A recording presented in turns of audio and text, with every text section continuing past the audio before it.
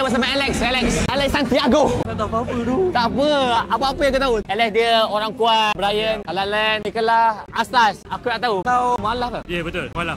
Boleh cerita sikit lah macam mana journey kau? Journey aku aku sebenarnya daripada kecil aku dah memang lepak dengan member Melayu lah. Tapi dia orang tak ada lah macam pasal-pasal pun tak ada apa. Member aku semua satu Malaysia. Lepas tu dah lama sikit dah berkenalan dengan my wife. Time tu sebelum tunang, family dia ada tanya confirm ke nak convert ke apa kan. Tapi tak ada paksa juga. Aku cakap yes kau convert. Tapi aku nak one day aku bangun tu tiba-tiba aku nak okay today is the day lah. Kau nak tapi kau rasa macam nak gunakan petunjuk lah. Sampai like sign lah. Yes. So tak nak ada member yang suruh ke. Yes. Atau set date ke apa ke tak nak.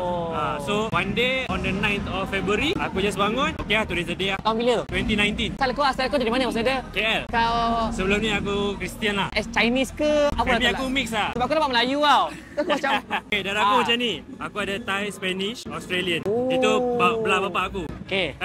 Chinese. Maksudnya yang European ni kahwin dengan Penang Chinese. Okay. Lepas tu part ni kahwin dengan Filipin, mak aku. So aku macam ni lah. Tapi daripada kecil memang cakap Melayu lah. Boleh. Kau boleh cakap apa lagi? English, bahasa Melayu, Tamil, Mandarin, Cantonese. Apa 5 bahasa? Sebab tadi kau share, thank you so much. Tapi tak boleh terlari ke daripada tebuk aku. Al-Fatihah, dia belajar Al-Fatihah boleh kan? Okay. Bismillahirrahmanirrahim. Alhamdulillahi Rabbil Alamin.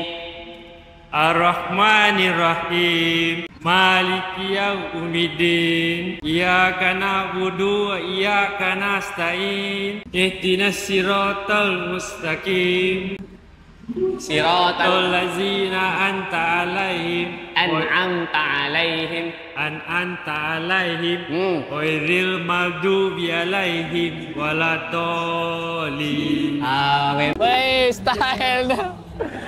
Aku boleh je sebab kau dah tebuk. Tak, memang semua orang macam tu.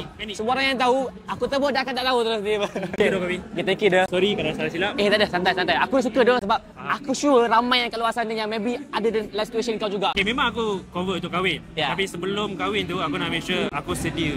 Faham, aku faham. Sama macam contoh life kan. Jangan cakap pasal religion, contoh pasal diri. Cukup duit tak? Cukup untuk duduk rumah tak? So nak kena ready kan sebelum kahwin. So sama je as the religion. Power dah. One thing aku dapat is banyak orang nak convert. Kalau aku nak convert parents aku. Faham? So dia orang tanya aku macam mana kau yakinkan mak ayah. To be honest, parents aku pun dia orang okay je. Jadi kau responsible, kau bertanggungjawab, all up to you.